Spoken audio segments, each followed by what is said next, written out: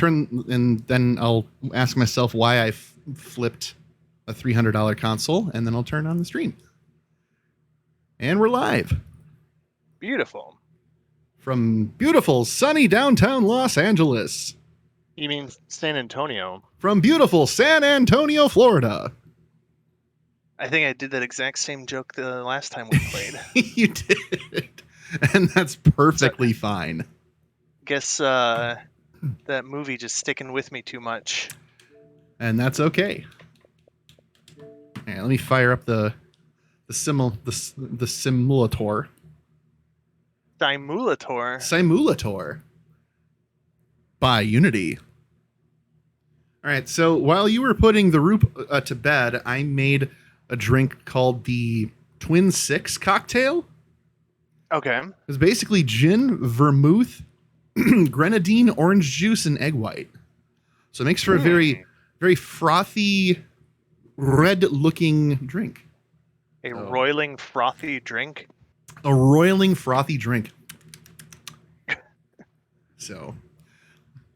which is better than a roiling, frothy poop. Oh, God. This is a roiling froth that I am happy to see. If I was up at 1 a.m. and I had to see, I had to choose for the type of roiling, frothy brew that I had to see with my eyes, it would be what's in front of me. Lord knows, we've all been there. So, yeah, for okay. Sure. All right, so I'm pretty sure we can look into the sun now, and it doesn't crash the game. Yes, that seems to be the case. I will join your game this time. Oh, okay. If that's okay, that way we can progress your game. I'm almost at the end on mine, so I don't want to So let's see. Co-op hosting available once the job is started. So I have the Clean the Back Garden. Excellent. In Muckingham. So as soon as once the job is started, okay, I will resume the job. Resume le job. Okay, and then I flip the switch. And I ask myself again why I'm flipping my Nintendo Switch. All right, so... I flipped the switch. Did you see the pool? They flipped the bitch. Oh, when is that debuting? Come on. I need my season 2. And, I'm glad that it's got, the original guys. So, it's, yes. They're going to care about it. And they've got a good track record of just making good stuff. Yes, yeah. Phil Lord and Chris Miller will not let us down. But if they do, they'll give us one really good season. and then maybe 20 years from now, they'll do season 3. Yeah. Exactly. So, all right. So this is, I got just this little smidgen of the area done. If you can, can you see anything? Because you're... 1 second here. I'm spritzing your torso.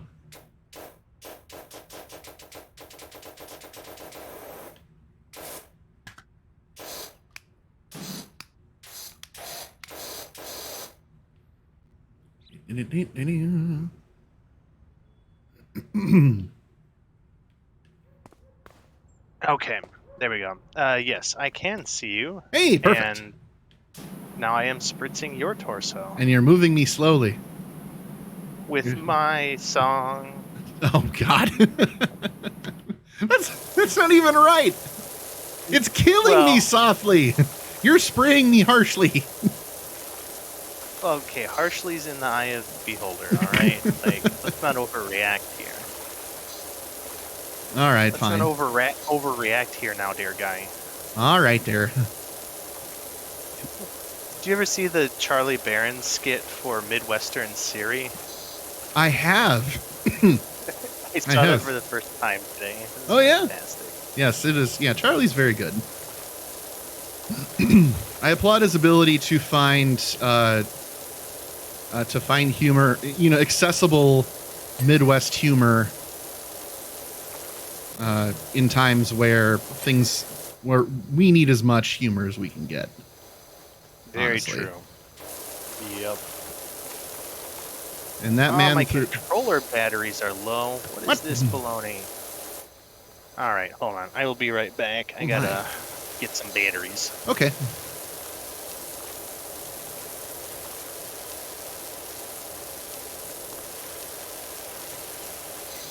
It's amazing that I don't destroy the flowers as I'm doing all this. There must be a way I can also change the speed of my the right stick. Controller sensitivity. Controller cursor sensitivity. But it's not speed. Show crosshair, dirt details, stance, select, save data, aim, toggle, crosshair, dirt details, toggle. I have a question for toggle is left on the D-pad. Okay. And the question that I have, I'm trying to move left and right faster than I am. Because, like, it looks like it's just excruciating. It's like playing Danganronpa 2 all over again. Okay. And I'm trying to... I have not figured out the secret to that yet. Oh, okay, all right. Well, then if that's just the way it is, then I'll just deal. It's one of those things where it's going to be annoying sometimes, and then other times it's actually really nice for, like, keeping a nice line on something. Okay. Well, well, I can deal then. But yes, the Danganronpa comparison was not lost on me when as I've played through this game either. Oh god, Nora heard Danganronpa and her ears just perked up. You should tell her that I started 3 just a couple hours ago. Chris says that he just started 3 a couple hours ago. Danganronpa 3. V3. V3, yeah. V3. I don't know which character she likes. I can't remember. There's like one that's like her super favorite from that one. Yeah, did you meet all the new characters yet? I've seen them, but I don't have names. I just met the Mono Cubs, and already I hate them. The blue one, Nora hates the blue one, but I find the blue one to be hilarious. He's like if John DiMaggio voiced Monokuma, and was also going through like a midlife crisis a little bit, with maybe a little bit of drunk Midwestern dad thrown in there for good measure. Well, the blue one is voiced by Patrick Sates. He's the guy who does Nekomaru in Danganronpa 2. Oh, that makes perfect sense. So Jurassic shit. Exactly.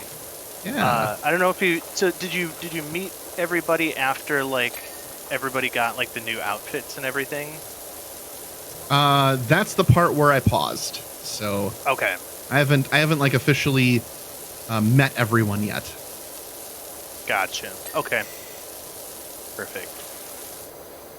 I will just tell you then in broad strokes that Nora's favorite is a purple-haired child who I'm quite sure you'll find unbearable at the start. Okay. I certainly do. I'm just past the first trials. I've not made much progress on the game yet, but all right. To this point, he's just annoying. I thought Teru Teru was pretty bad, and then this guy's bad in a different way than Teru Teru. Teru Teru's just, he needs the world's biggest bonk stick. Yes. They did get his voice actor to come back for the anime. Nice. Excuse me. So yeah, so when they do the all the various kind of slice of life stuff in those despair episodes, he does effectively get the proverbial bonk stick by his classmates. Yep. I like tell him to cut that shit out quite regularly. Yep. Except the one time when everybody got a love potion. Yes. Which is okay, because that was hilarious. That was.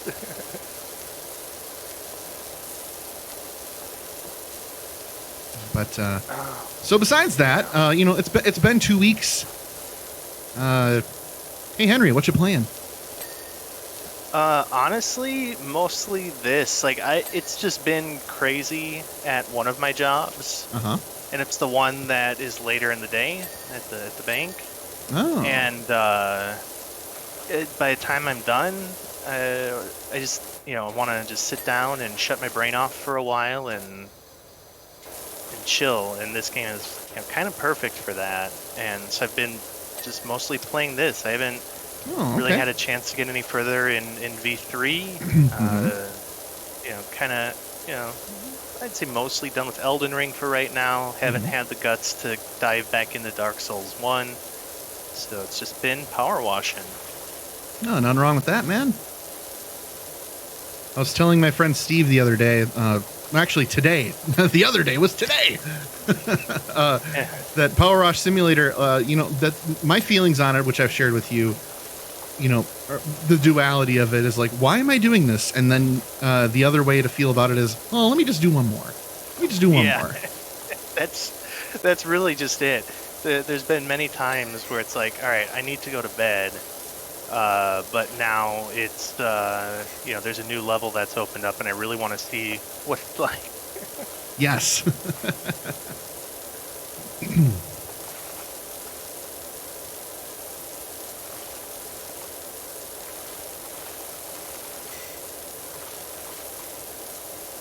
Come on. How about you? Me? Well, let's see. Well, a lot of my time was taken up by watching the Danganronpa 3 anime, The End of Hope's Peak. So, I won't be doing an article on that, but I have half a mind to write a rant about it instead for While Rome Burns. It's new to me, dang it. Wait, you watched an anime? Yes, hear me out. I did, and I have regrets. I have regrets, and I have thoughts, and some of them are okay, but a lot of them aren't. But, well, in any case, so besides doing that, my playtime has been dedicated to, gosh, let's see. I'm still playing through Brain Age every day. Ever since I caught COVID a month ago, which, if you hear me still cough occasionally, it's still the remnant of that. Because coughs, in general, leave me very slowly. Sure. Yeah, so, if I get bronchitis, it will take at least a month for it to go away. And COVID has effectively been that for me. So, in any case, what was I talking about? So, ever since I caught COVID, I've been very concerned about the brain fog, sure, that a lot of people report getting. So I was like, well, what can I do to solve the problem? And of course, the answer, as always, is video games. So, I grabbed my 3DS and had the cartridge of Brain Age, which is basically just doing daily things like reading excerpts from books out loud, or doing a series of 20 to 100 math problems, or looking at two clocks and being able to figure out the duration of time that exists between them, or remembering sequential numbers and stuff like that. So it's like the presidential mental fitness test that Trump took. Yes, definitely. Trump played Brain Age, and it. I have a brain age of 13. I'm very young. Was that like a child prodigy? JFK? Your Trump sounds like you got a little JFK mixed in there. I'm not thinking very hard about doing a Donald Trump voice, so I'm probably reverting to JFK. My brain age is 69. Nice. So the ideal age of your brain is 20, which just means that you can, do a lot of, you can like solve math problems quickly and all the other stuff all the other tests that I mentioned. And so I am down to 25. Okay. And I started at 43, so my brain was a little slow following that infection, and video games have helped my brain. So take that, 1990s conservative media. Exactly. I don't know how many mobile games you play or opportunities to see mobile ads for other games are for you, but I play my fair share of those. And that sort of line of thinking is a fairly common, I guess, ad tactic that you'll see, where it'll be like a puzzle game, and they'll be playing it like your brain age is 90, and then they play it, and then it goes down to like 85, and then 70, and then 40, and then it just keeps going down like that. And I just want there to be one where it just keeps going down. It's like your brain age is 15, your brain age is 10, your brain age is 6 months, and just turning into a slobbering child. Your brain doesn't exist. Your brain is only a brain by conservative standards. Totally. No, dude. The kind of ads I see in that respect for games are games that say things like, "You won't last 45 seconds jerking off to this porn game." So that's what I encounter in my daily browsing activity.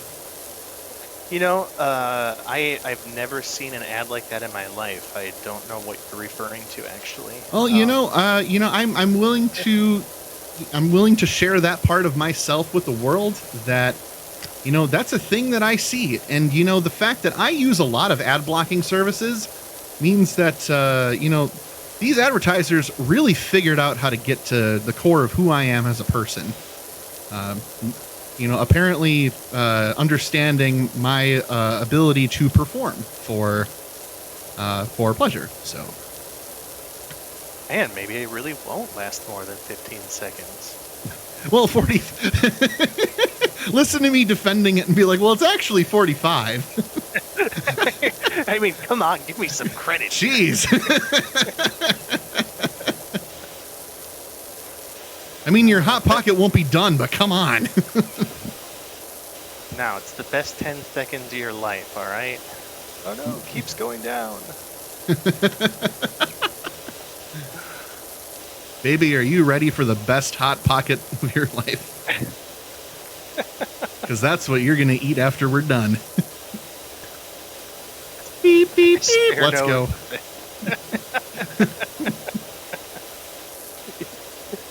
Guaranteed in 30 seconds or less, or it's free. Or it's free. But didn't you already buy? Shh.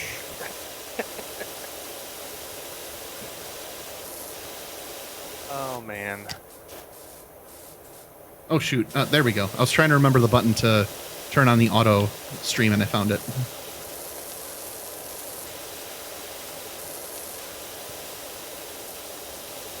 Got me power washing. Just for the auto stream button. Yeah. It's index finger starts to hurt. Yep. Oh my God. How am I supposed to clean all these rocks? This can't be right. I should be able to clean a reasonable amount of this, and it'll count it as clean.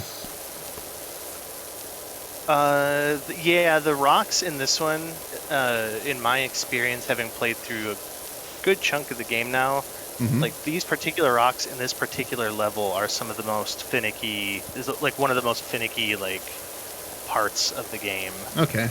Well, I feel better about that at least. Yeah. Because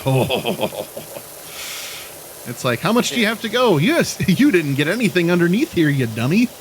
I'm like, what? Yeah. Oh no. Yeah. I'm not a dummy. They really want you to get every nook and cranny of those things. I can't even clean some of this. It's underneath. How do you even know there's stuff here? Right. How do we know that that's not just like the good dirt? Right. Well, let me. Maybe here that's we go. needed for like proper intestinal microbial balance. Maybe Jamie Lee Curtis would approve of this dirt. The gut bacteria of power washing. Yeah. Oh my god. Yes. There's I think for now that's got to be like the article title, right? The gut bacteria of power washing. Yeah, I think that'll work. If we don't find anything else, that will work. Yeah. I did appreciate Kevin's sighing when he took on the editing task. It's like, I'll take Gush and Russian grannies. Exactly the reaction you're going for. Yep. I'm like, yes, you will. You're gonna take those Gush. You're gonna take them and you're gonna love them. Oh boy.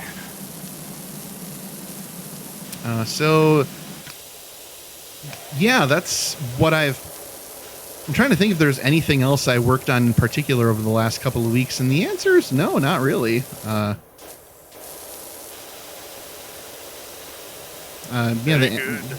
anime took up my time, and I tried starting Homefront: The Revolution. It's a game that I bought specifically because if you play far enough in the game, somebody figured out a code that you can put in an arcade cabinet in the game to play a 4K port of Time Splitters 2. Oh wow! Yeah, like the whole thing was coded into the game. Jesus! But the guy who did it forgot what the code was that he put in. And so some people reverse engineered it and figured it out. That's funny. So I'm going to play it. I decided that I wanted to stream it because when I was playing it, it had a very interesting plot where like basically North Korea takes over the world. Okay. Including the United States. And so you're like part of a resistance movement. That's waiting for like the hero of the resistance movement to arrive, and instead you get captured by some like secret American police who are totally all for this North Korean regime that has taken over the planet. And so and then the guy who's like the hero comes in and like totally badass owns everyone. So you're not the badass. You're just like this other person that's interesting. That's there. And as I was playing that, I was like, this would probably be way more fun to play as an actual thing on stream. So nice. So I added it to the list of things that I'm eventually going to get to, but I promised Aaron that we were gonna do Halo 2 co-op together as do the single player campaign, but as a 2-player co-op. Nice. Yeah, I'll have to definitely tune in when you guys do that. That sounds like it'll be fun. Absolutely. She knows her Halo lore like you wouldn't believe. I believe it. She told me she like gave me a complete history. I was like, holy shit. I would never have guessed that there was this much to it. Oh, there we go. The pond wall is clean. There's still that there. There we go. I cleaned the edging. I cleaned it again.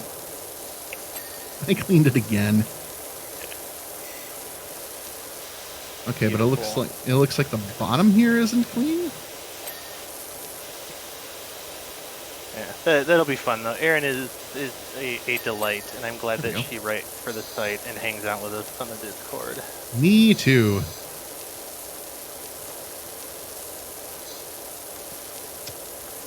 And at some point, I'm going to go over, I'm going to visit and finally meet her dog and her husband and her bird. And we're going to drink. And her bird dog. And her bird dog.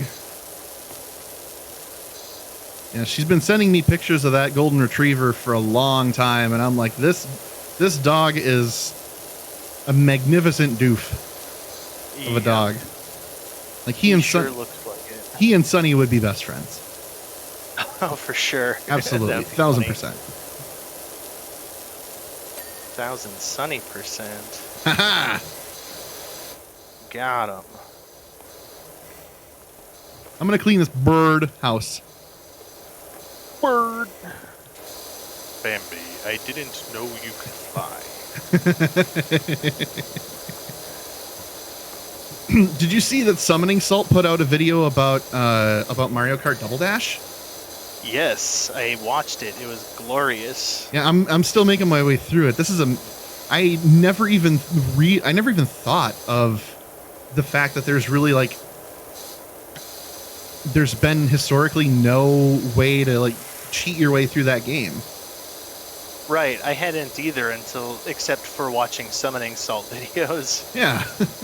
And then what's kind of crazy with that one too is just how, it was one of Summoning Salt's other videos that basically kicked off the hunt for all of these glitches. Then, kind of came full circle. Right. Hey, thanks for the follow, Dark Luna Nova. Welcome and happy Tuesday to you and yours. From beautiful downtown Minneapolis, Minnesota. Luna Nova just rolls off the tongue real nice. Luna Nova. I cleaned the birdhouse. Great. Let's get some birds in there to spread their shit. They're just gonna shit in it again. Yeah, this time it'll be good shit. Mom, the birds shit in the birdhouse again. That's what they do. That's what it's for, Timmy. That's what it's for, God damn it.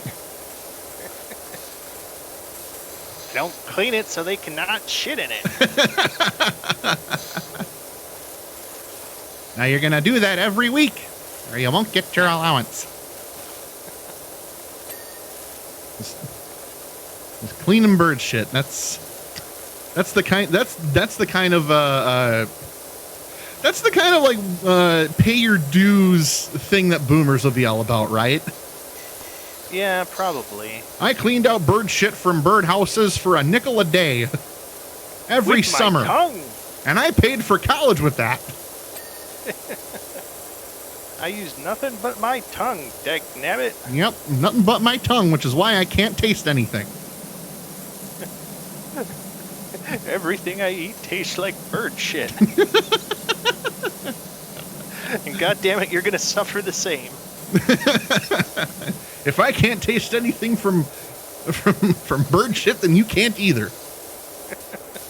Yeah, one of my mother's cousins posted this this picture on Facebook of it was somebody with a bicycle, and they were going over.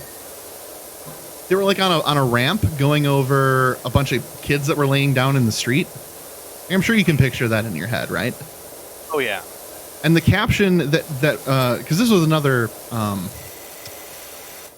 had bird flu before anyone knew what it was. Oh shit, that's wild. Oh no, I lost my thing. Hang on. Here we go. What I think Dark Luna Nova meant to say is that they had bird flu before it was cool. Oh my god, Dark Luna Nova is a bird flu hipster.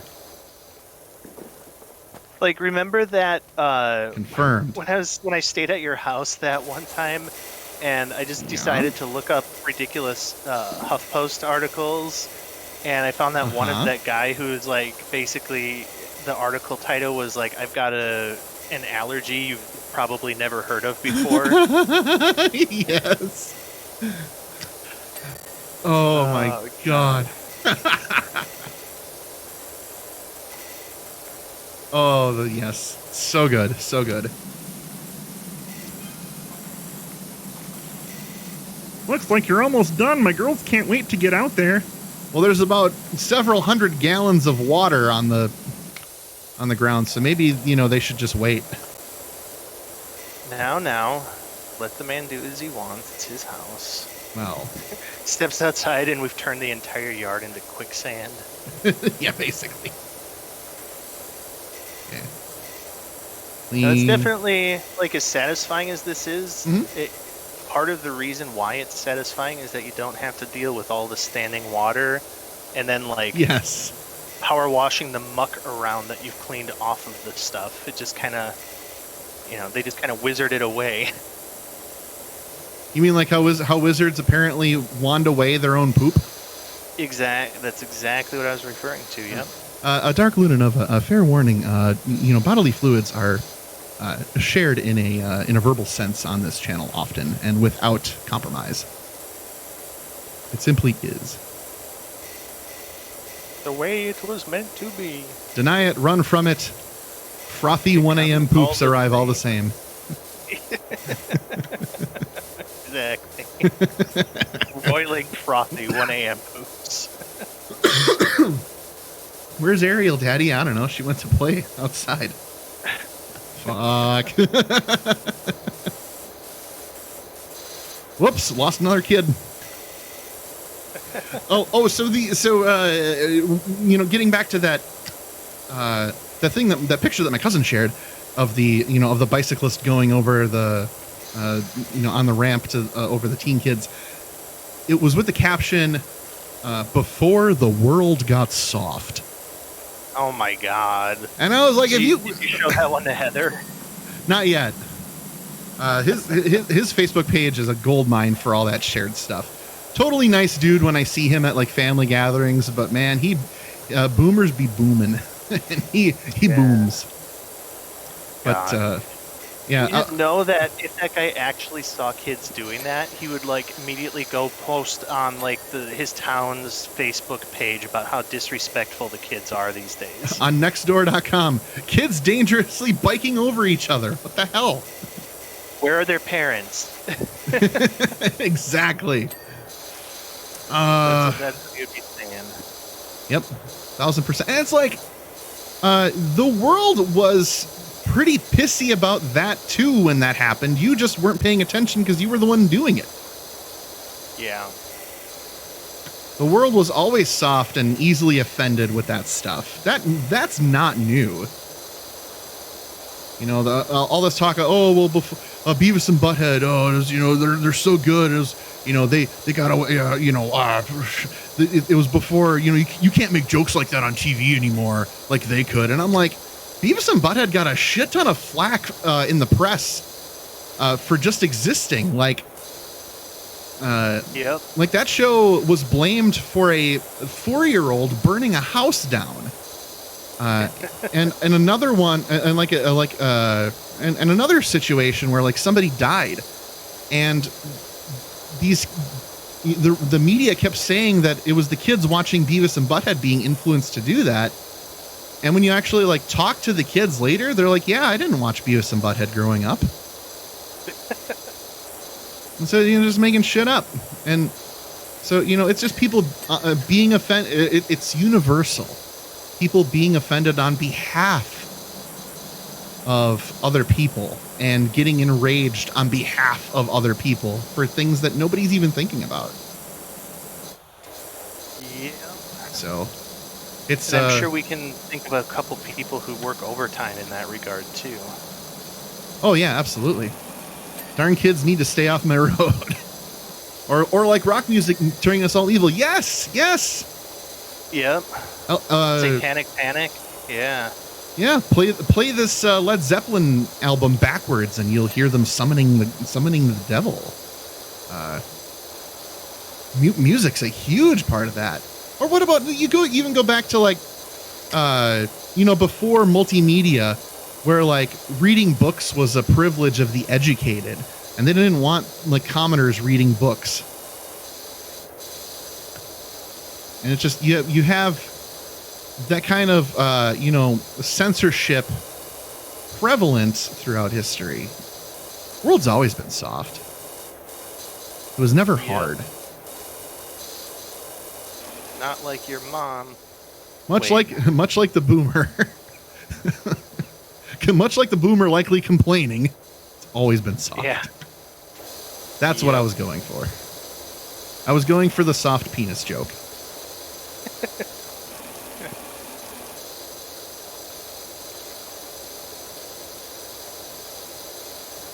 So yeah, Dark Lunanova gets it. Henry gets it. I get it. Do boomers get it? How Probably. are they going to get it? How are they going to get it if they don't even understand why we like Apple Jacks, even though they don't taste like apples? Precisely.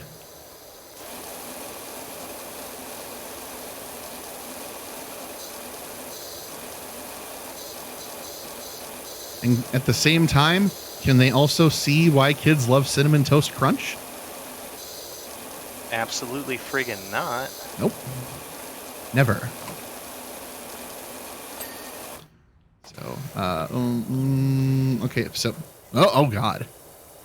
Sorry, I looked at the back of this woodshed and it's just very close to my face. Oh.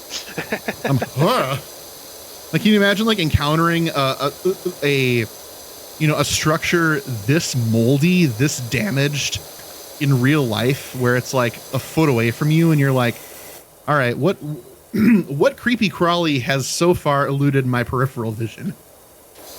Right. What SCP containment has been breached? Yes.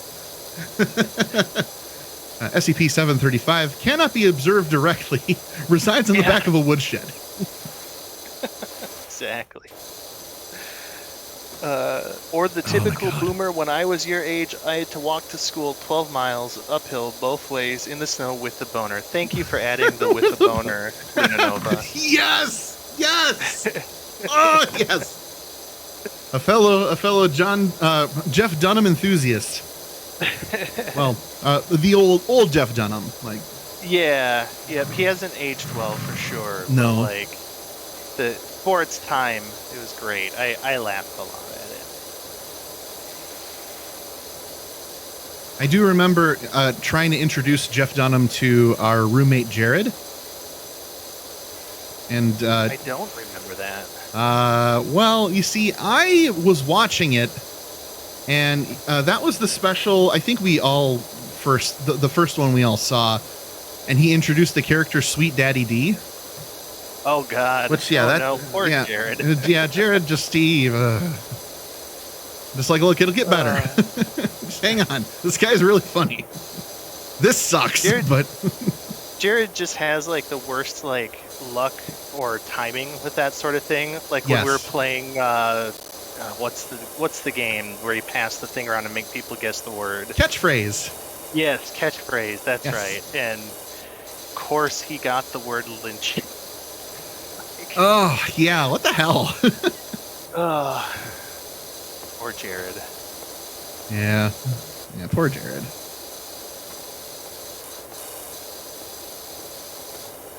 Arguing with myself. Oh yeah, yep. Yes. That was the good one. Yeah, if we can just get rid of the Sweet Daddy D segment, everything else on that special is gold. especially his conversations with Peanut and Jose, the jalapeno on a steak. Yeah, those are great, and Walter's always fun as well. And oh God, absolutely.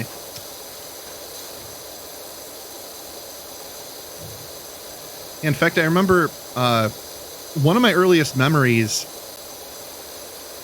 was going into my parents' bedroom and seeing them watching Johnny Carson, like one of the final years before he retired. It must have been like 1990, 1991, and he featured Jeff Dunham with Walter. Oh, really? Yes, he was. I mean, Jeff was extremely young. He was just getting started. But I swear it happened after the stream. I will check to make sure. Hell, I'll probably include it in the write-up. I believe you. Now, new from the Colonel Chicken. Oh, yeah. Chicken and tits. Yes. One of the lines that my mother quotes the most is, "Welcome to Walmart. Get your shit and get out." Yeah. Exactly. Yeah. Think of that every so often when I'm working on the phones. Yes. Nora says goodnight, by the way. Hey, good night, Nora. Chris says goodnight, Nora. He says goodnight back. I think we're stuck in a Midwestern goodbye. Uh-oh. Well, I'm going to slap my thighs. Well, I suppose. Can I offer you another beer or two or three for the road?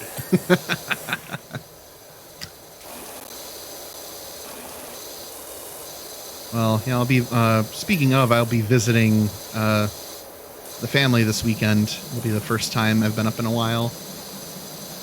Nice. My, my cousin's son turned 1. Okay. On the same weekend that I went to that pro wrestling show in Chicago with Marcus. Okay. That's also the weekend that I didn't know that I had and was spreading COVID. Right. So in any case, I reached out to my cousin and I'm like, look, I'd like to come up and visit, give him his presents.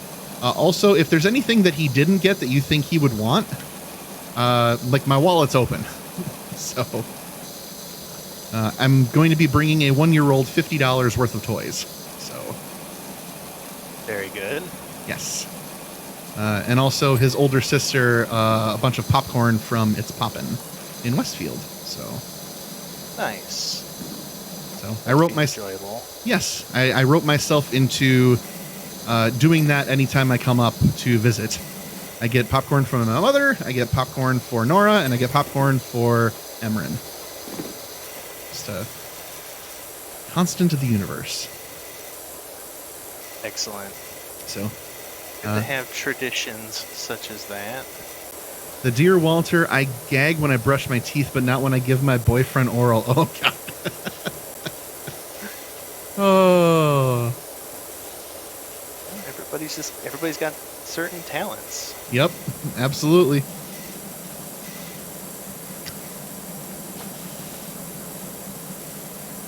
I'm sure that there's some things that make Sasha great gag too, but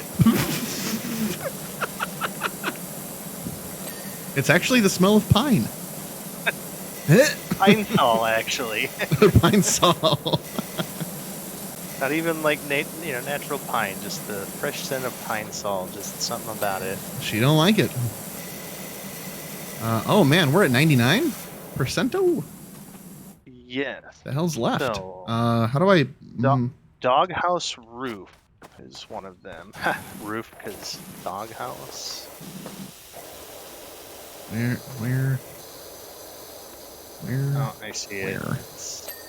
There we go. Okay. Got it. Patio stone. Food shelf. Oh, that's on the grill, I think. Oh, food. Oh, yep, I got it. Flower bed edging.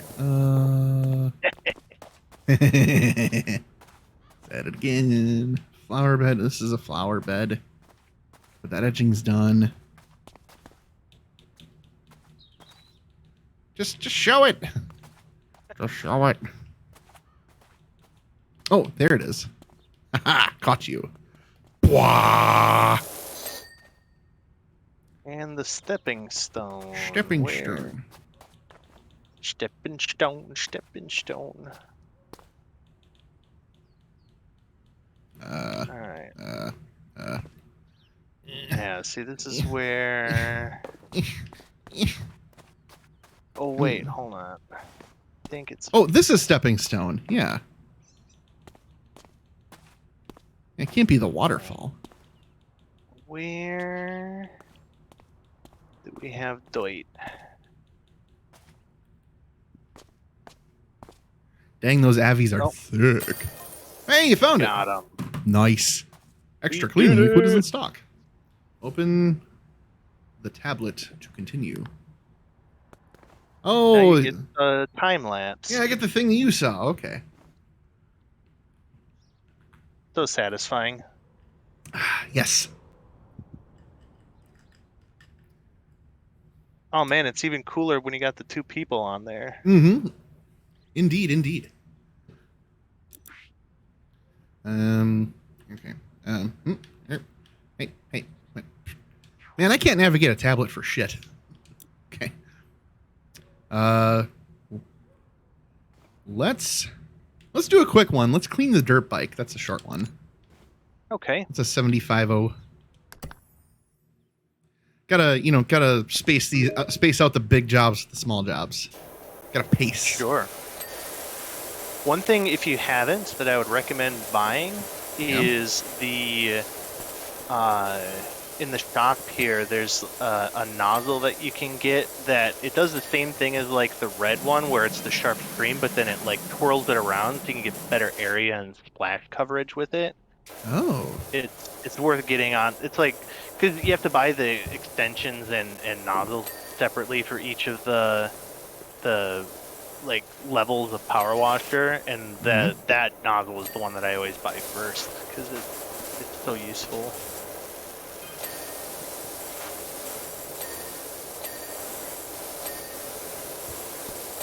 So I can buy it in between this and the next job. You can buy it at any time. You just go to the shop thing on your tablet. Okay. Tableto. Yeah. Clean the dirt bike. Like in the upper right corner, there's the like money symbol. I can go full boomer and be like, well, I don't have a money symbol. I just see 3 lines and then an arrow that says main menu. Oh my god, and the over explanation you did was just too perfect there. It's so real. It's so real. Yeah. Let's see. I have $665.50. So I can't buy anything satanic. I'm 50 cents short. Dang. So power washers, no. Equipment. Prime Vista 1500 turbo nozzle. Oh. Well, let's buy some of this stuff. Extensions. Soap nozzle. Okay. Cleaning liquid. Uh-huh.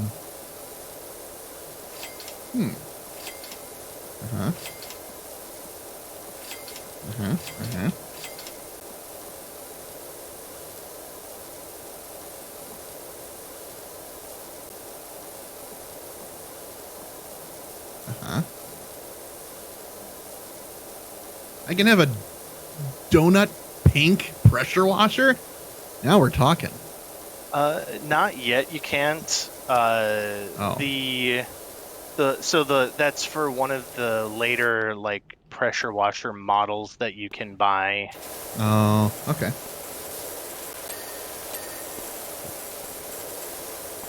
So you can buy it, you just won't be able to use it until you buy like the 3rd upgraded version of the washer itself.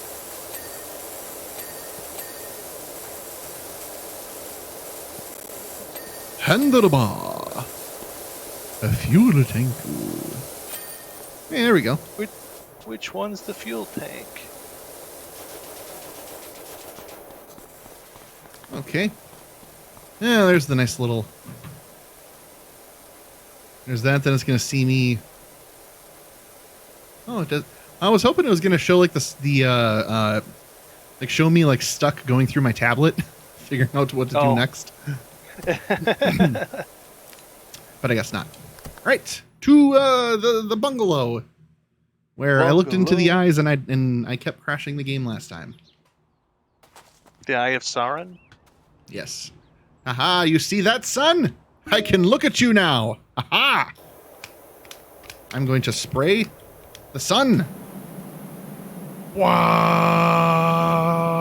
My power washer is the power washer that will clean the heavens. Oh my. I got this magical... What is this? What have I selected? Well, no matter. I'll make it work. Oh, that is the one that you use with the different cleaning fluids that you can buy. Ooh. And so there's different cleaning fluids that work on different surfaces, and when you look, like when your cursor is pointed at a surface, underneath, like in the upper right, you'll see a little orange bar that'll say like multi-purpose or wood or steel or whatever. That is telling you what kind of soap you would need to clean that thing.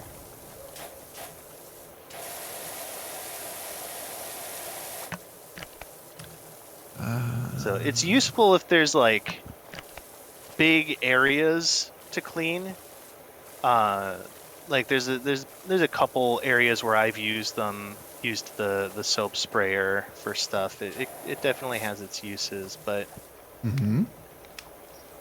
out of wood cleaner. This you have probably to go to isn't the wood. store and buy some. Yeah. Yeah, and this probably isn't wood. No, it says multi-purpose. Do you see the orange thing in the upper left? Oh, like on your screen, it's like just to the right of the percentage. Yes.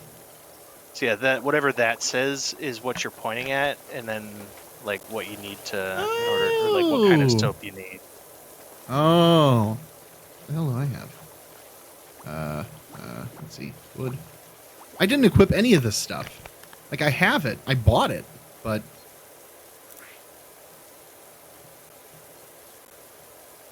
I'm presuming that I need to equip it. Which I definitely did not do. So, that's okay. Yeah, if you in the tablet you can equip the different kinds of soap, or I think you can even actually hold. Oh yeah, if you hold the B button, it'll bring up the soaps menu. Yeah, I see. I see that, and then I have 0 for everything, and I'm like, but I just bought a few.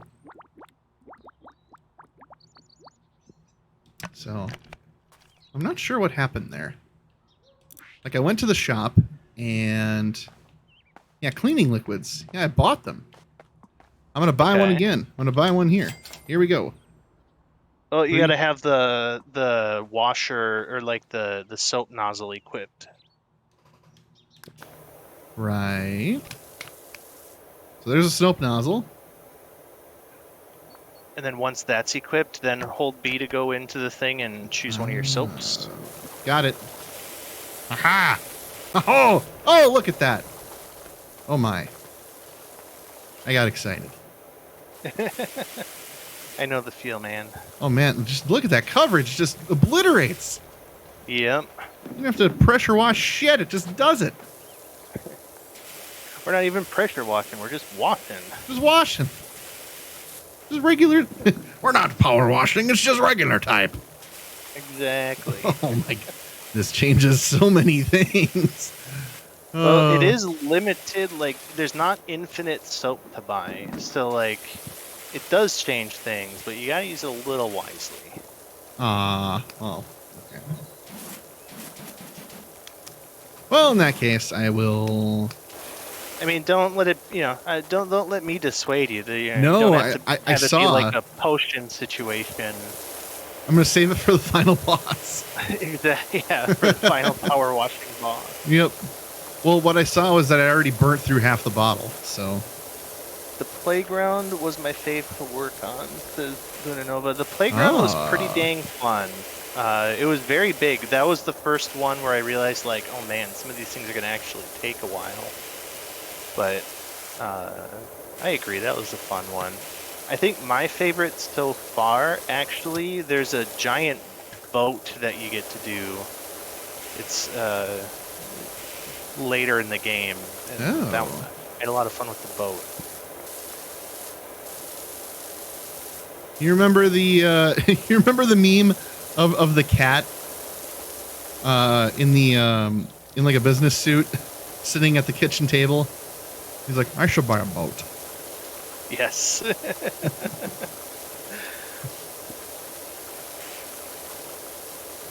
Oh lordy. So yeah, you know, finishing up the conversation from earlier, I haven't played any other video games. The other thing that really took up my time was writing this, writing my latest explanation piece about Kevin Dunn. Right. Which I have not read that one yet. Well, it's, you know, so Josh knows my disdain for this guy's style of doing things in pro wrestling, and you know, being a member of the Squared Circle community, I had seen it for a long time, people complaining about him, but I had to collect the proof, the eyewitness accounts and the stories from people who worked with him on what it was like. because information on this man is so rare to come across. That's like actually, things he said on record. He's a very, very, he's a reserved person, to say the least. So if you had to give me the elevator pitch for like what this guy's deal is, what would that be roughly? First of all, good evening, Estevo73, on the nice mold remediation. The elevator pitch is that everything is that this guy is responsible for making professional wrestling look like a joke from a cinematic perspective. The guy doesn't know how to hold a camera properly at all. He appropriates cinematic styles from 1990s hip hop. So appropriating from people of color, doesn't know how to tell a story correctly, doesn't know how to capture moments, which is what the WWE defines themselves as, and is also a xenophobic, racist, sexist creep who abused his position of power to severely hinder and torpedo the careers of hundreds of pro wrestlers, and in some cases driving them to suicide. Well, that's a bummer. Yeah, so this guy's ass gets dragged, and rightly so. Well, good. I'll give that one a read. Is that one posted, or is that still in queue? It's still in queue. I'm waiting for Eric to review it, actually, because he shared this tweet from the official WWE Fox account from this clip of SmackDown. And Eric laughed at how poorly the cinematography is for the segment. Okay. And Josh and I looked at it and we're like, dude, this has been the norm for decades with this. Like, this is why it's so hard to watch. Ah. So it's a legitimate GEW then. Yes. And the other thing that the main thing that prompted it is that Freddie Prinze, dude's got a few flaws. Yes, Estevo. He was rumored to be on the outs, and yes, that is true as well. And that article is going to explain and provide all of that. And by that, I mean, I already wrote it. So I'm hoping Eric can go through it because he can understand what I'm talking about when I discuss like the cinematography perspectives. Sure. And give you like kind of that technical jargon to kind of back it up. Yeah, that makes sense. Yeah, like for example, one of the things that Kevin Dunn appropriates is use of the Dutch angle anytime there's a musical performance in pro wrestling. And the Dutch angle used in that regard, I have examples of the Wu-Tang Clan using it, Snoop Dogg, NWA, Ice Cube. I pulled them out. Scores of different black artists who had used that style in the 90s, which is about the same time that Kevin Dunn became the top producer in the WWE. And so he made that as the default aesthetic of choice whenever somebody would be performing a song on their programming. And it's not just anything that might be related to rap or hip hop. We are talking Kid Rock. We are talking Limp Bizkit, Shinedown, POD, Chris Jericho's band Fozzy, even Poppy, who does like dark wave metal, gets the Dutch angle treatment like it's an early 90s hip hop music video. And it looks like shit. That will definitely be an interesting read because I have not, of all the things in WWE, I have not stopped to consider the cinematography aspect of it. Oh yeah. Now that you mention it, makes a lot of sense. Going to have a lot of impact on the viewing experience. Just never stopped to think about it. Hey man, when we stopped watching back in the mid 2000s, that was before. Oh, thank you, Estevo. Yeah, I'm looking forward to the article. Glad to hear it. when you and I stopped watching pro wrestling in like 2007, the very next January 2008, they switched over to HD for their broadcasts. And the article goes into detail on how that made things worse. Because Kevin Dunn tried to hide things that were easier to hide when they were recording in standard definition. And I provide. So go ahead. He couldn't update his technique to the technology then. Correct. And I provide video examples of this.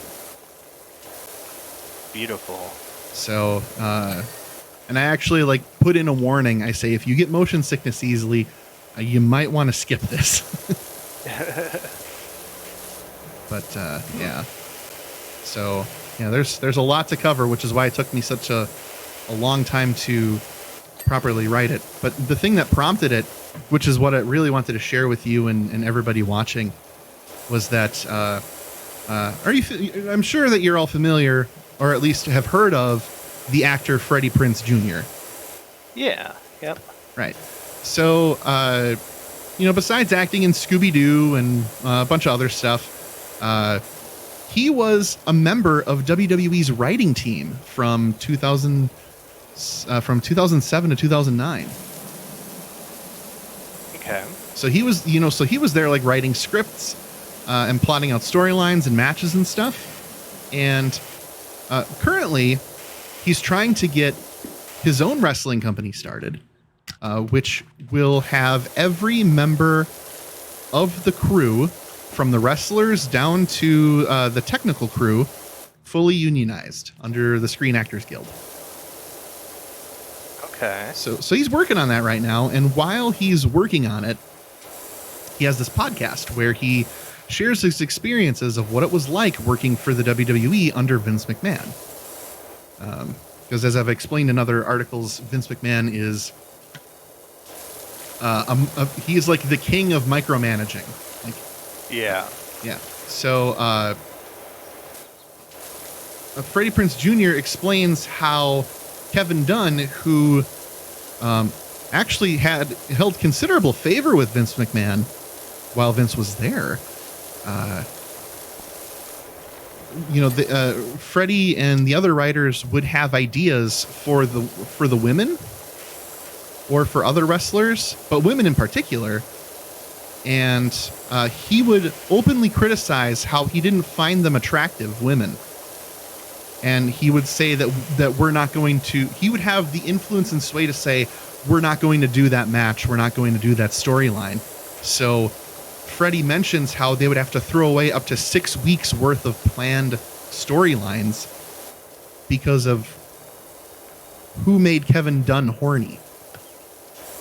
Jesus. Yeah.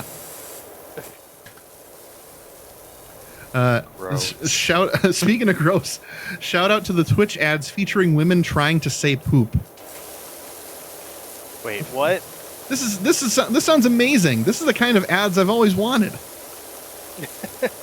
Okay, yeah. I'm not familiar with these ads. Like, is that a targeted advertisement thing? Is like, does Esteban regulate for women trying to say poop? And unsuccessfully. And if so, like, tell me your secrets, because I want that advertising. Yeah, like, I don't mean this in a judging way. I'm laughing just because the absurdity of the idea of this commercial. It's a probiotics commercial. Of course it's probiotics. It all comes back to Jamie Lee Curtis. Yes, all roads lead to Jamie Lee Curtis. That might be a title for the article. All roads lead to Jamie Lee Curtis. I like it. Tuesdays with Henry. All roads lead to Jamie Lee Curtis. Or maybe just girls trying to say poop. You know what? Pardon me. I'm writing it down. These titles are always going to be gross. Tuesdays with Henry. Girls trying to say poop. Beautiful. If it's one thing that I love getting us getting credit for with these Medium articles is that we have the most unique tags. Yep. For sure. Never, just absolutely standing out. Oh, wonderful. And all of these things are going to exist on the internet forever now. Like, yep. You know, one day my children. Civilization will fall. Aliens will come and populate the Earth and be decoding all of our ancient messages, and one of them is going to come across an article entitled "Girls Trying to Say Poop." The ancient ones speak of difficulties with trying to describe human excrement.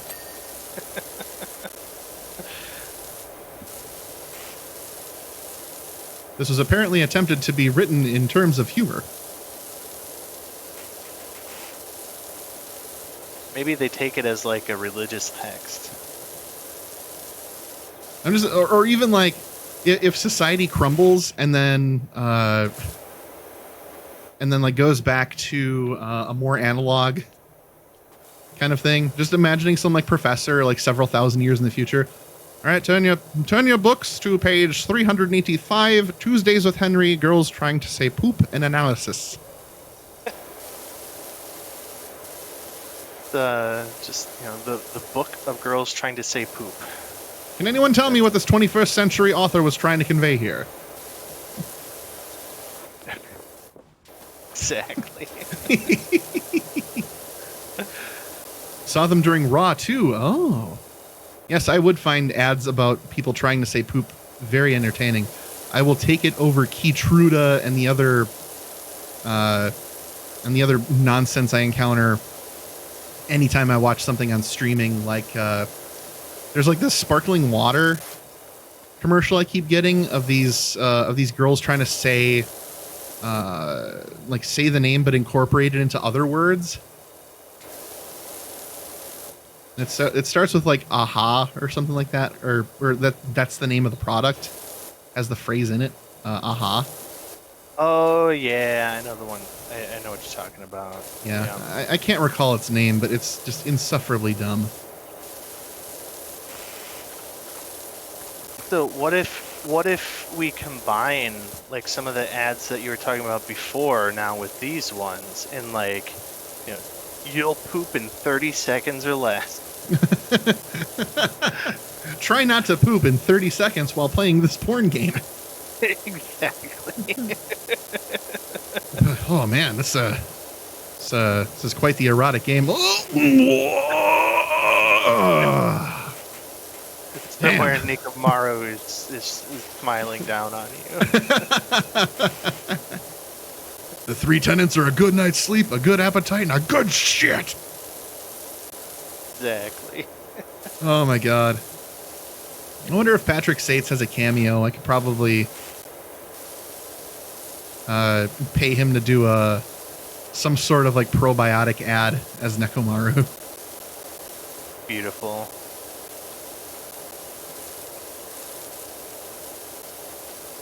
Or to like Nekomaru Nidai here telling you to get a colonoscopy. Oh, that'd be great. Caffeinated sparkling water. That's the one. Yep.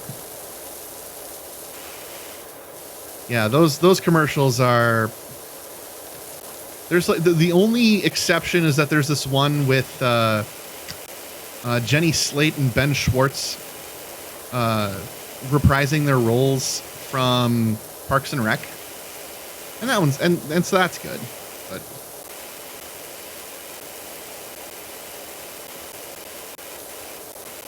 that's just them being their characters, so doesn't count. Colonoscopy with a power washer. Oh god. Oh dear sweet Jesus. Oh, it hurts thinking about it. Really cleans you out. Having gone through the procedure, that just it's one of those things. I go like, okay. So you know how some people can like hear something being described that sounds painful, and they'll be like, "Oh God, oh stop, please don't." Yes. Like, all right. So I've I've never felt that until, because this is reminding me of the other time I felt it. Because I felt it just now. That sounds horrible. Because they use water.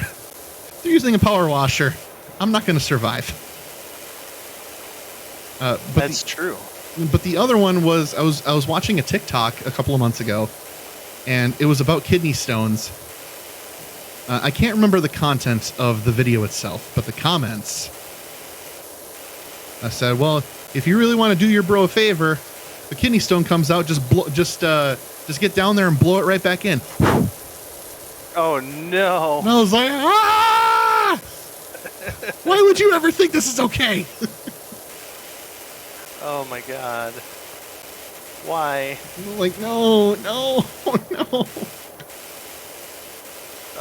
The one for me that like where the description is just like too perfect to like, yeah, so perfect that it just makes you cringe, in like, you know, second or third hand pain. So you know, like the roll up blinds where it's like they roll up into the tube and then you pull them down and then they'll click and stay in place, and then you can pull them down and let them go and they'll like flat back up into the tube. Yes. For like a window, right? Yep. There's a football player named Cameron Wake, and he described that as the sensation that his calf muscle went through when he tore his Achilles. What the fuck? Yeah. Oh God. Yeah. Okay, but does it make the sound effect too? Right. Shoot. I mean, certainly in my mind's eye or my mind's ear, I guess it did. Oh, that's horrible. That's horrible. Yep. Wow.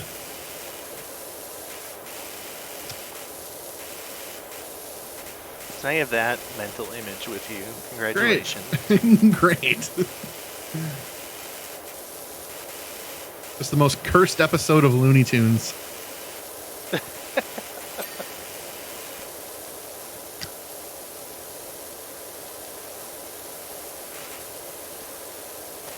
Oh, man.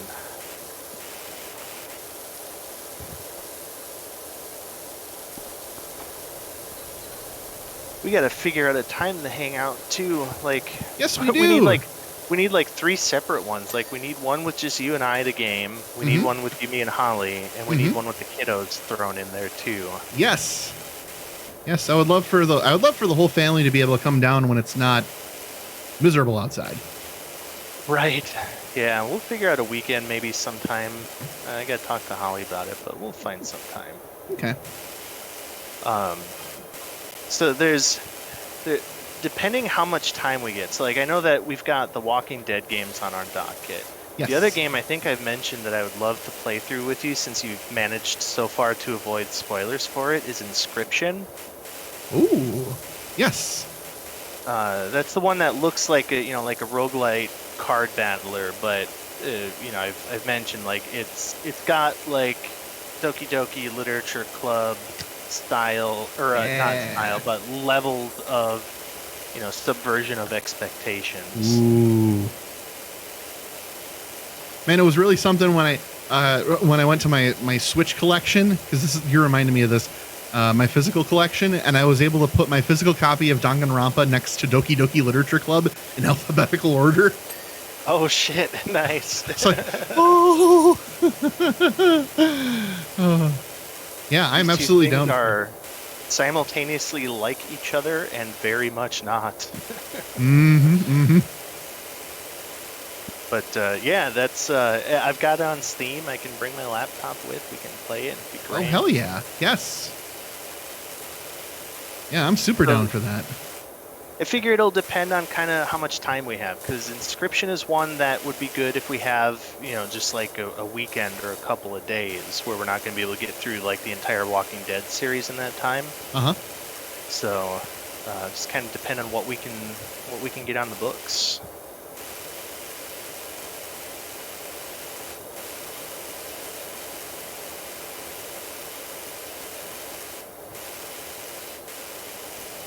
Yeah, I'm all for it. Whenever figuring out the time and the duration,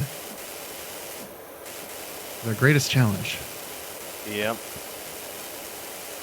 Both go.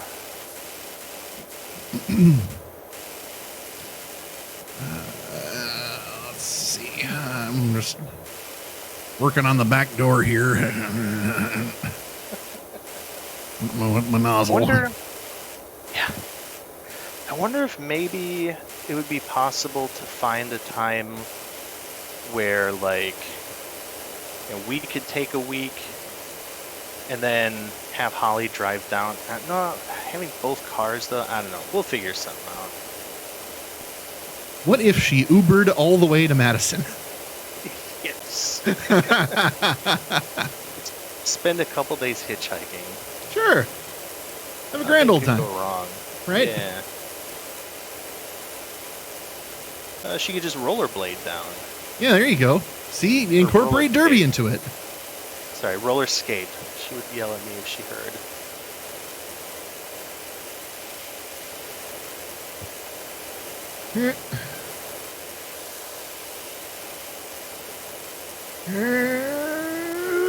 There we go. So after this, I'm going to have to explain the joke I made in our text thread earlier about that about that study that came out. But I thought I'd share it with the class. Well, let me get myself a refresher on what I said here. So I had stated, somebody check on Robin DiAngelo and make sure she's okay. And then I'd be happy for an explanation here because I actually didn't understand the joke either. Okay. All right. So the article that I sent was something that I saw on Reddit's Today I Learned subreddit, where researchers wanted to answer a 60-year-old question that was basically this. There is a phenomenon where people have great difficulty in identifying or being able to differentiate faces of people from more diverse backgrounds than.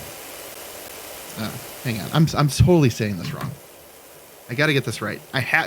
This is important enough that you got to thread the needle on it. Okay. This was a research study that examined the question, why can't we tell faces of visually distinctive ethnicities apart? And this is something that's been going on for the last 60 years, and people believe that the answer for this is, or that the commonly believed answer is racial bias. You hear that phrase, oh, all you people look alike, or, something like that. Something very, Sure. Everyone is Jackie Chan. Basically, yeah, that. But these researchers were like, well, is that true? So there was this research paper that came out on Reddit. It was from the University of Exeter in the UK, and basically through testing, they found various groups and whatnot, that the true answer is a lack of cognitive visual expertise. If you spend physical time with people of visually distinctive ethnicities different from yours, you will pick it up over time because your brain is learning to make those distinctions. Babies apparently have a really easy time making those distinctions, but as you get older, that becomes more difficult. Okay. And so in response to that, I made the joke of, hey, let's check in on Robin DiAngelo and make sure that she's doing okay. Well, 2 years ago, during the height of the George Floyd situation, corporate America really got it into their heads that there was this book and this speaker that they had to hire. Oh, yeah. Okay. And Robin DiAngelo was the author of White Fragility, a woman who successfully came up with this phrase and defined it about 15 different times in 15 different ways in her book, but basically came up with the approach that that racism is an inherent sin that you cannot learn or undo, which not only is like completely wrong, especially in the light of this research article, but also as a really easy way for corporate America to be like, oh yeah, so all these problems that we have where we're not paying workers enough and, treating them with the dignity and respect that they're now demanding from all this work from home business. Well, maybe if we just push these issues more into the HR realm, into diversity, they'll look at, look at their issues with each other instead of the machine, instead of capitalism as being the, race versus class, basically. Okay. And someone like Robin DiAngelo makes a living, ironically, off of racial issues with this thing that she came up with. So when that book came out, diversity training in and of itself is an $8 billion a year industry. So this is something that people want to get in on and, for better and for worse, find ways to make money through it. So there you have it. Gotcha. See, I didn't connect the name with that book then until just now. That makes perfect sense. Yep. Yeah, that was I loved listening to the Chapo Boys riff into that book. Yes. Yeah, they had a great analysis episode on that. There's no crying in Raceball. Exactly. And especially that they were willing to talk about it, and this was like 2 weeks freshly removed from the murder of George Floyd, when, this was an extremely, hot button issue, and rightly so. But, you have this person whose suggestions are checking in with people who who are BIPOC and asking them if they're okay. And it's like, well, if you're friends with them already, you generally should know how they're doing and how they're feeling. And if you don't know them that well, you think they really want to hear from you? asking you to explain how you feel about a situation when you don't know them at all? Just speaking to the overall, like, how this doesn't solve the problems that the problems of empathy and understanding that are prevalent everywhere. So, yeah. And also just pointing out how it seems that Robin DiAngelo just doesn't really understand how friendship works on a broad level. Oh my God. Yeah, that especially. Like, if every interaction she has with somebody who's BIPOC is like that, like, does she... I mean, imagine having that kind of only that kind of friendship with someone on the most contentious of things. Like, yeah, it just turns it into like a very exhausting transactional relationship with everybody. Like, yeah, just I can't even imagine just having somebody constantly being like, "How are you feeling about the things going on right now?" Like, yeah, I had a similar thing. Politically with a guy who was like hard right wing, but he wanted to be my friend, and I'm like, no, dude, you're just this is not a friendship. You can't build friendships off that. Yeah. Oh, good times. Yeah. Good times to be alive. Right. The good things to talk about while power washing. Exactly. Just shooting the shit, power washing the shit. And trying to say shit unsuccessfully. We are giggly ladies. Discussing systemic racism while power washing here on twitch.tv/grizzly. On Channel 9. With Sundays on TV9. With today's guest star, Sean Cronin. Oh my God. Wow. How is that for a pull? Yeah. You're one of about 8 people I know who would enjoy that reference. Oh my God. Fucking Sean Cronin. Oh, core memory unlocked. Bravo. My dad, in the way of Midwestern dads grumbling about the weatherman, used to call him Sean, I'm wrong, Cronin. Are you shitting me? My dad did the same thing. I mean, he just called him wrong Cronin, but oh my god. Oh, jeez. Wavelengths, Jesus H. Yep. Wow. Wow. Power washing and politics. Yeah, power washing and politics. To clarify, the women don't have a problem saying poop. It's the advertiser not letting them. Boo. Okay. Advertisers are too soft. I want my ad where the women are just too giggly and afraid to say poop. I don't know why I want this, and I don't know that I actually do want it, but, that's what was in my head, and I don't want to be wrong. Should we say it? Yeah, I don't know if we should say it. Can we say it? What? Say what? Say... No, I can't. One of them just giggling like Ernie from Sesame Street the whole time. Exactly. Oh, wow. Well, thank you for that clarification. Yeah, I appreciate the clarification, but like my headcanon is still going to be that they just can't bring themselves to do it. Yep. So, I'm sure what you want is a thing somewhere. Probably. Yep, you're probably right. I can find somebody on OnlyFans to make that content, I'm sure.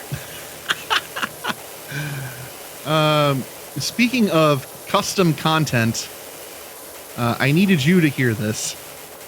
I am not going to be able to show the Alpha incident on Thursday in the way that I really wanted to. The Alpha incident? The Alpha incident, not the Elf incident, the Alpha incident. Okay. So we're what is be, the Alpha incident? So the Alpha incident is a horror film by Bill Redbane, the same guy behind Giant Spider Invasion. Okay. So I have a Blu-ray collection of all of his films that he did. I'm gonna, when I can't find another film to watch, that's the well I'm going to be pulling from, is from Bill Redbane. Okay. So what I wanted to do, but I don't have time for, and I mean it, I'm not going to do this, is that I wanted to include, I wanted to video splice in the first few minutes of Ninja Turtles 3. Oh, God. Yes. But I don't but I want to do that with like a video recording effect, like oh no, somebody taped over the Alpha incident with Ninja Turtles 3. Okay, but sure. But the software I have, I don't know how to do that. Gotcha. So I can't do that this week. Down the road, it may happen, but for this week, check and see if Holly can help you out with that. She might be able to swing something with Adobe. She probably could. I'll have to consult her for next time. Yeah. In a couple of months. Because oh man, that is an evil I would love to pull on the group, to be like, or to even like first show like the first minute or so of the Alpha incident, or a similar movie, and then have it cut to Ninja Turtles 3. And then just as everyone is swearing cursing my existence, then it flips back to the regular movie. Oh God. The utter chaos that this would that would be on the group from that. Yeah, I would get some really fierce hatred for that one. Worth. Yeah, Esteban, that would be an After Effects plugin. Only thing is, I don't have Adobe After Effects. Holly does. Quiet, Siri. Yep.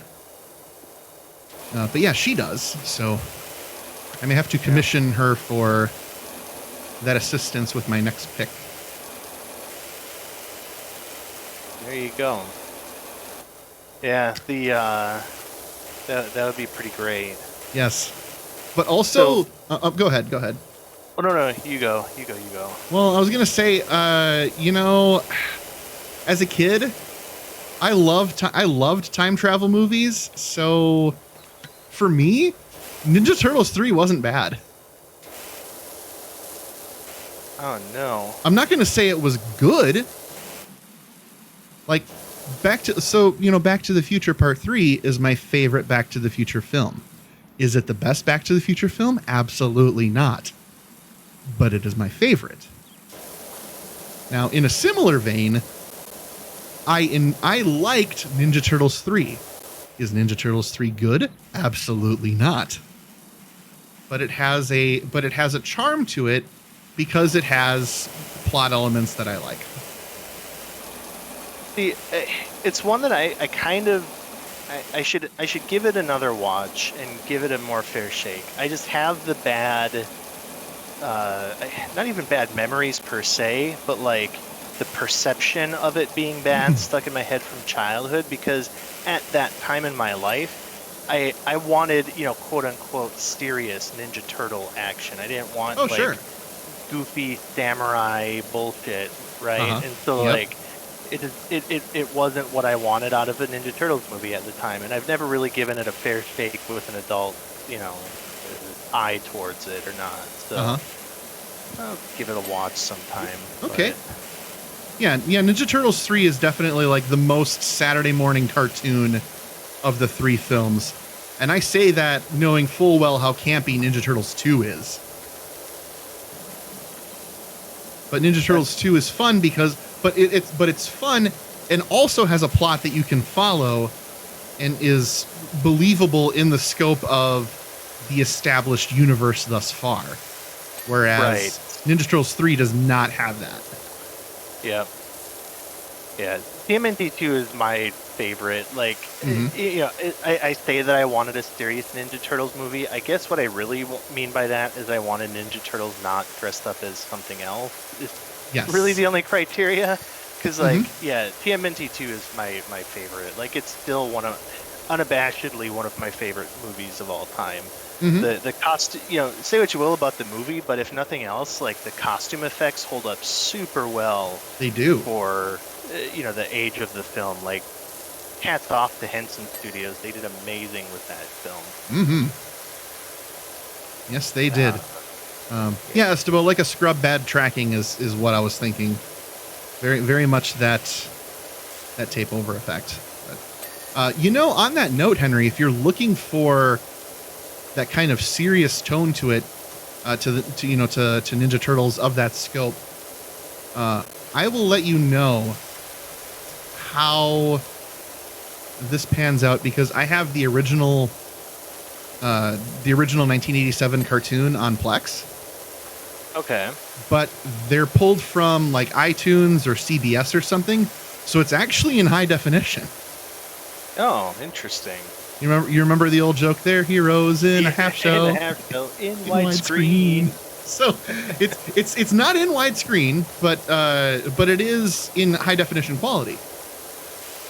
Excellent. So it's like 1440 by 1080, I think, is the resolution. So I'm in the third season right now, which is where like a lot of the VHS releases came from. And the show was still in syndication at that time. It wasn't on CBS yet. But season, I want to say 8 is where they radically changed the direction of the show to be serious. So like the first, I watched a little bit, the first episode of season 7, the Turtles are getting their asses handed to them by Shredder. and Shredder managed to successfully blow up Channel 6, like the entire building. Oh, geez. And pinned it on the Turtles. And so now, like, they are despised by everyone. A little bit of X-Men sort of dynamic there. Okay. Yeah, a little bit. So they're trying to figure out, well, what do we do now? And so they try to go after the Shredder, who has taken up refuge in like an old science building, except he retrofitted it with machine guns, so they can't get anywhere near him. And what makes it really weird though is that Bebop and Rocksteady don't talk like complete buffoons. Oh, like, weird. They're just competent enough, because in the cartoon they're very they're very goofy and you can't take them seriously. But like when they talk to Shredder as henchmen, like it's like, whoa, when did you become dependable? Yeah. You're supposed to be the big dumb warthog, man. When he was a dumb warthog. So when I get to that, I'm gonna watch those final 3 seasons, because it very much does that. It gives it that serious approach that the first 7 seasons absolutely did not have. Interesting. Yes. Well, yeah, let me know how that goes. I'd be curious to see or hear.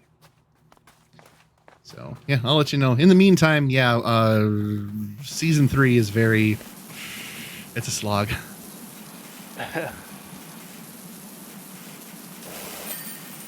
There we go.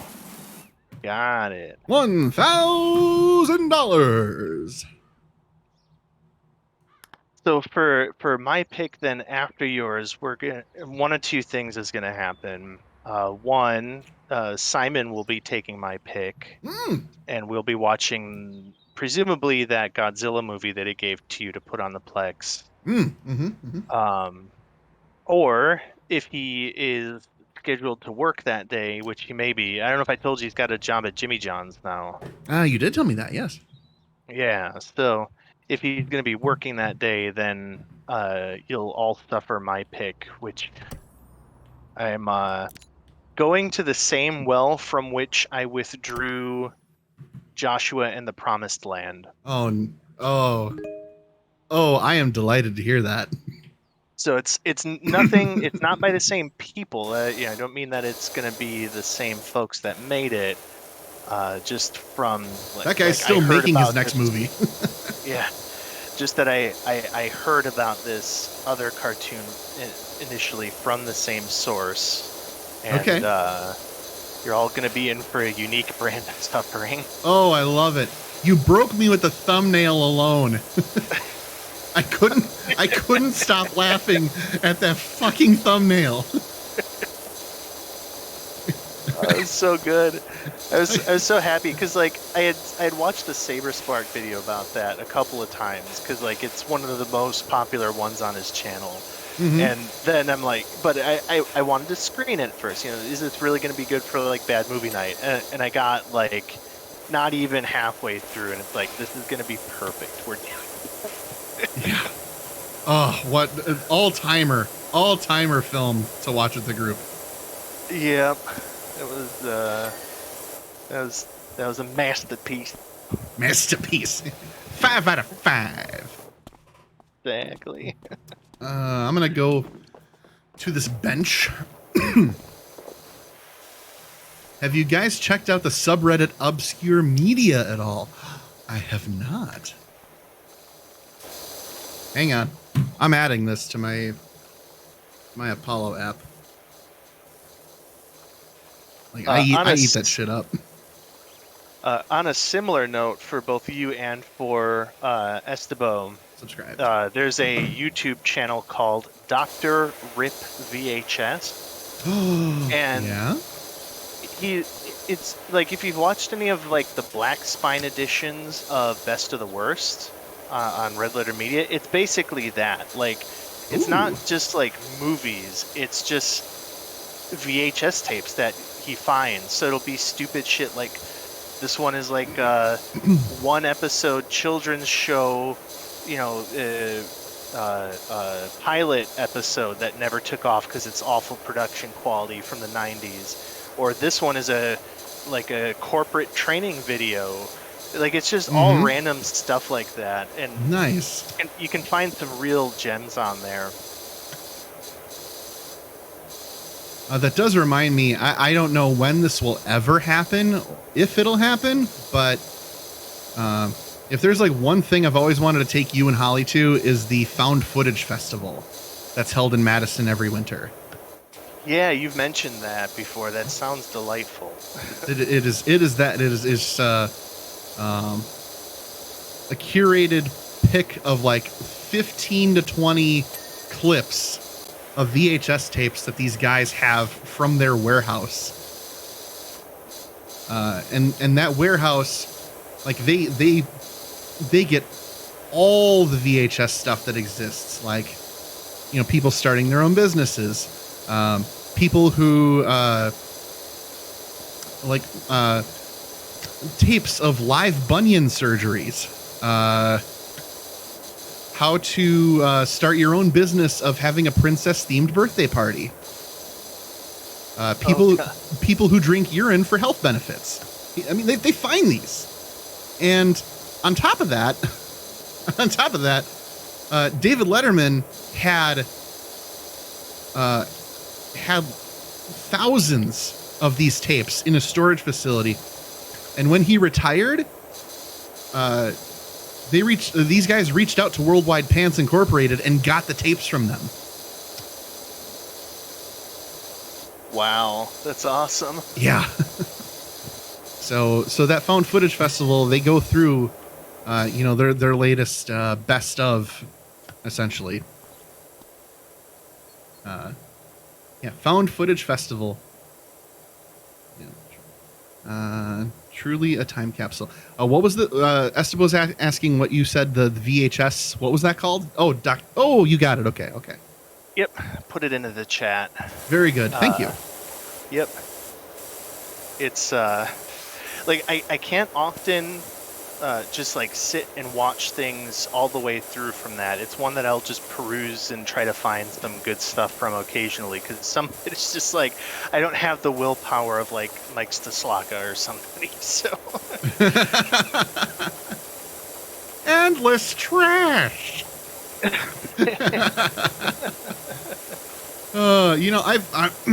I've wanted to sit down and watch a bunch of their stuff. If you have like a couple of episodes of Best of the Worst you would recommend, feel free to send them to me anytime. So honestly, check out their most recent one. It was a Black Spine episode, and like Holly and I were just like literally laughing out loud through so much of it. It's just it was a very, very good episode.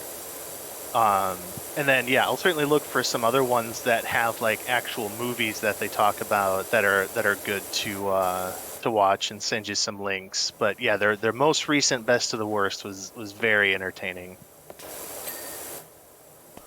Excellent.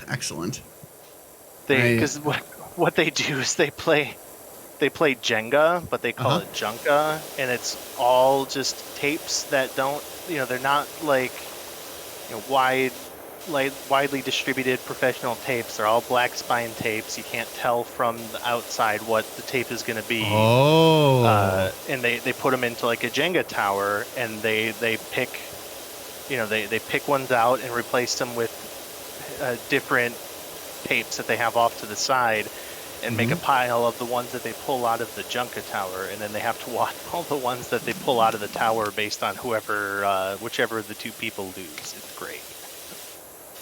That sounds like fantastic pain. Oh yeah, like a Russian roulette of sorts. Yeah, I mean it's Jenga, so it's not Russian. Well, I suppose it's not Russian roulette. It's Jenga, but I get where your thought process is with that, for sure. Okay, thank you. It's a real tete-a-tete of VHS watching right there, let me tell you. Yep. Somewhere Eric just winced. God damn it, that's not... says, red letter kills me. Same. Red letter is just...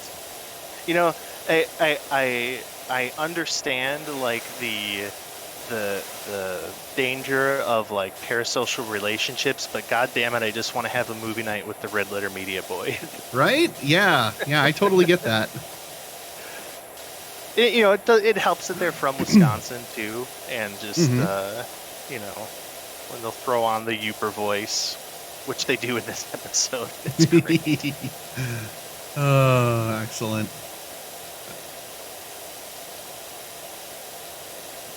Yeah, I tried getting through Danganronpa, played by the Game Grumps. I'm still stuck in watching them go through Trial 1 and watching Aaron get frustrated at the controls like he does for every game he ever plays. Oh, sure. Because apparently their playthrough of Danganronpa 2 is like an all-timer. Oh, okay. Like Ocarina of Time level all-timer. Oh, boy. So... Well, might as well just skip ahead to it then. No need to the storylines. It's not like you're gonna miss out on anything. When you're right, you're right. But otherwise, I wouldn't have known that they gave Sayaka an Italian accent. Yeah, but I'm the ultimate pop princess, Anika the Raku. But see, knowing that is not necessary to enjoy the second game, right? So yeah. Here you come in with your logical reasoning, facts and logic. Let's just say hypothetically that you did need to know about the first playthrough in order to enjoy the second one. Then you would just watch it on fast forward. But if you're gonna watch it on fast forward, you're gonna miss out on stuff anyway. So hypothetically, you should just skip to the second one. And you won't have time to peer on your sister when she's taking a shower. And honestly, is that the time you want to be wasting in your life? No. Should be no. Might need to explain that one to the chat. Oh well, sure, yeah. That was everybody's favorite smart boy, Ben Shapiro. Yep. Who also happens to have a very good-looking sister, Abby, who's just an awful human being, just like Ben is. But she gets the joke there is that Ben just likes peeping in on his well-endowed sis. Yep, he's got a crush on his sister. That's the joke. Yep. That's the joke, and we're sticking to it, people. Exactly. It's like, have you ever watched any of the classically Abby stuff, or watched other people react to it? I watched a little bit of it. It's so bad. Yeah. Like, I see the point you're making, and it's utter shit. So. Or a lot of times it's not she wants to come off as the demure trad wife sort of thing, right? But she doesn't want to ever admit that anything that she does herself is outside of those bounds, and so she's constantly making exceptions for things because they're how she does them. The epitome of the do as I say, not as I do. Yeah. Yep. Exactly. So I haven't directly watched her content. I refuse to because she showed up so hardcore in advertisements in my feed for a while. I remember. Yeah, I remember that because she was doing that. That was on my feed too. Yeah. That goddamn algorithm. So I refuse to watch it, but then there's a couple content creators that critiqued her stuff that I watched, and it's no bueno. Yep.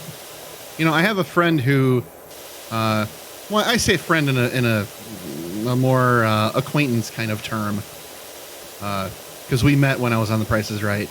But she does regularly post stuff to her Instagram stories about how it's good and just to be submissive to your husband in Jesus's name. And the thing is that she actually does it. So I'm like, well, unlike a lot of folks, I know you actually do practice what you preach, which is somehow more terrifying. Yeah. It's one thing to be the do as I say, not as I do, but then it's the people who actually do it, and you're like, what the fuck? Yeah. Whoa. I can get the grift, but man, why are you putting yourself through that?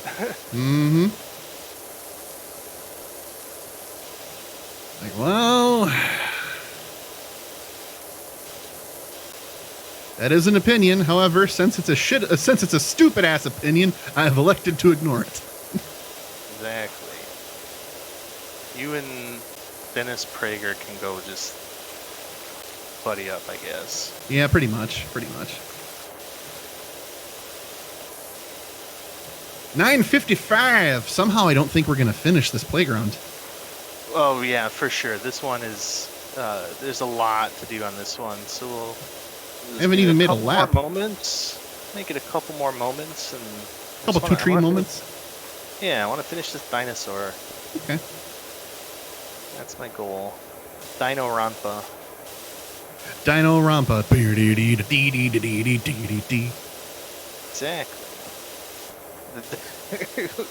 Who killed the first student? Definitely wasn't the big fucking dinosaur.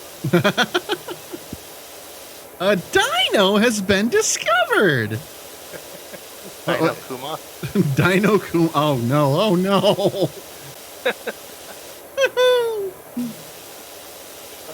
Jesus. Real shame Derek Stephen Prince never got back to me about doing the marine copy pasta. That would have been such a good use of $60. For sure, that would have been like the perfect birthday gift for Eric. Right?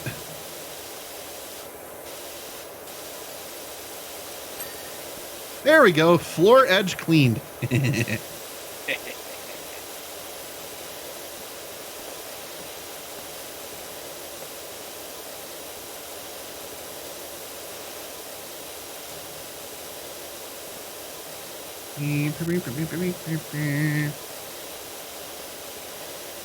Okay, hopefully by the next time we stream, I will have that capture card that I'm talking about. So, I don't use my PC other than streaming and Plex hosting. So, because I don't game on it very much. Sure. That's fair. Like, I have a Steam library and there's games in it, but I mean, I don't really care. Yeah. That's fair. Estebo iPad is dropping, so I think I'm out for tonight, gents. Great stream. If I can name drop that probiotic company later, I'll message you on Facebook. All right, man. Thanks for hanging out with us tonight. Yeah, thanks for the discussion, man. Good to have you. Yes. Yeah, good to have you for sure. So, and we're going to be ending in a couple minutes anyway, so. Yep, works out perfectly. So stay hydrated and watch for deer.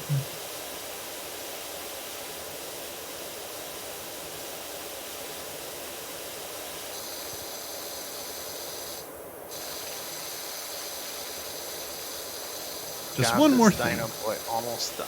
One more thing. Just one more thing. One more thing. I could clean that. I could fix her. I can fix her. He says to the giant dino. The big dirty dino. But I'm gonna oh, there we go. Oh my. Oh, you got it. All right, cool. Beautiful. All right. Well, next time on Game Grumps, huh? Hang on. One more thing I want to do.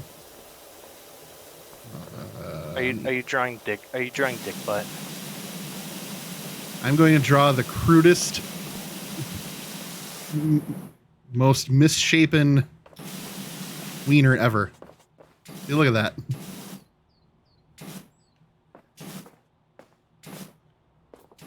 You want to know something funny? I actually tried drawing it with the green as the balls. It looks better upside down.